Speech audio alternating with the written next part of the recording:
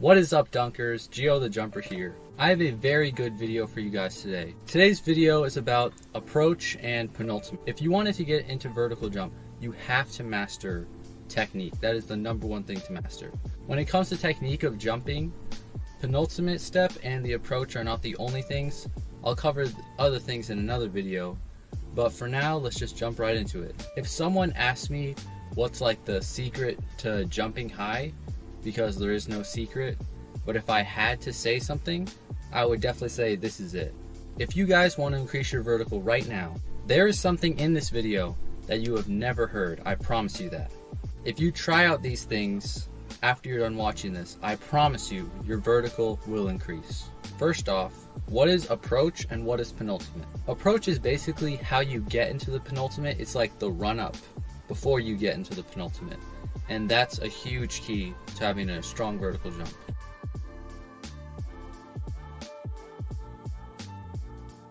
The penultimate step is basically the last two steps.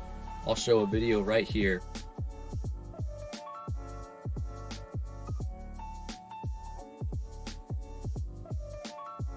So one of the questions is, where are you supposed to start your approach for maximal vertical?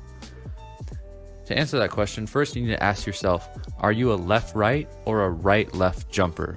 And so what those things mean is, first let's start off with the right-left.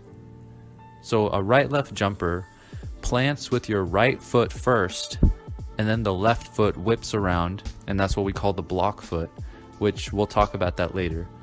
And so a left-right is the same thing, just vice versa. The left foot plants, right foot is the block.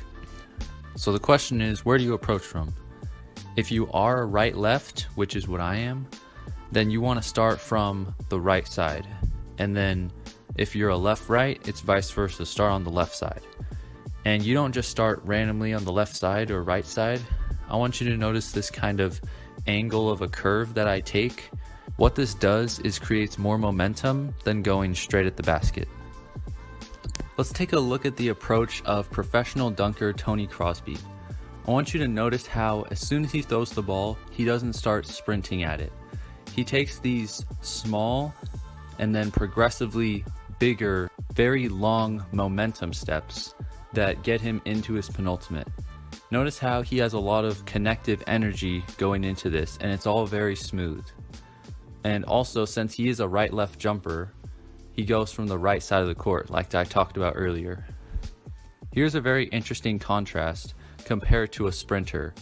You don't want to be as fast as possible when you're trying to jump high, because the form is a lot different and you're not going to be able to get up in the air very high. So when you're trying to dunk or just jump high, being quick is actually more important than being fast, because you want your feet to be very light and quick and explosive. Let's take a look at another example in professional dunker Connor Barth. So notice how he throws the ball, takes a little step, and then they slowly get bigger, and this creates a bunch of momentum and a very smooth acceleration like I talked about earlier. So this is one of the huge keys of getting into a very strong penultimate. Now let's talk about the penultimate step, and a very important key that will either make or break your penultimate step, so you can start jumping like this. So if you've seen anything on Instagram or YouTube or any tips or coaches, they usually tell you that if you have a long penultimate step, then that will translate to a higher vertical.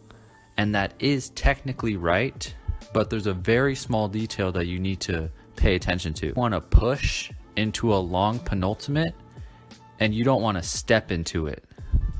So what I mean by this is, notice how here I'm pushing into it. I'm not forcing it at all. And let's see it again. Push into it.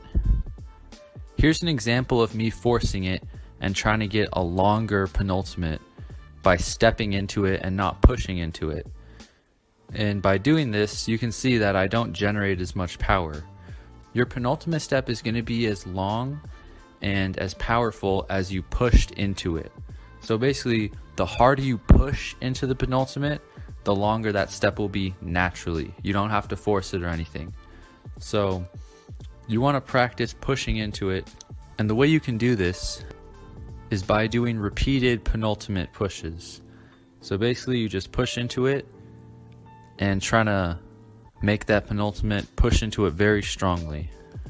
The last thing that we have to look at is the block foot. The block foot is this foot right here.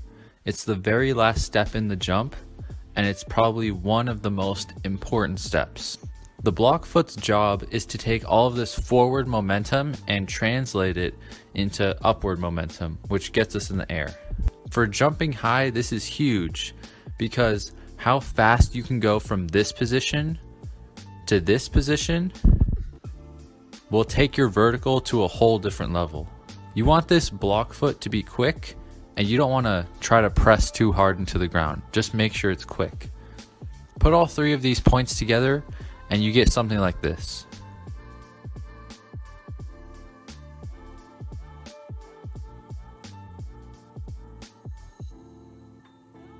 I know there's a lot of information in this video, so let's make a summary so that you can walk away from this video with something to have learned and something to apply. In this video we learned that on an approach you want to have a very smooth acceleration, and after you're done with that approach you want to push really hard into that penultimate step, and then once you push through you want that block foot to be very quick and explosive and very light. If you go outside right now and try the things that you just saw in this video, I promise you, your vertical will increase. Put your thoughts down in the comments, if you agree, if you disagree. Please subscribe if you want or don't. Can't really tell you what to do, but it would be nice. Stay tuned for more videos and tell me what you guys want me to do next. Till then, I'll see you guys in the next one.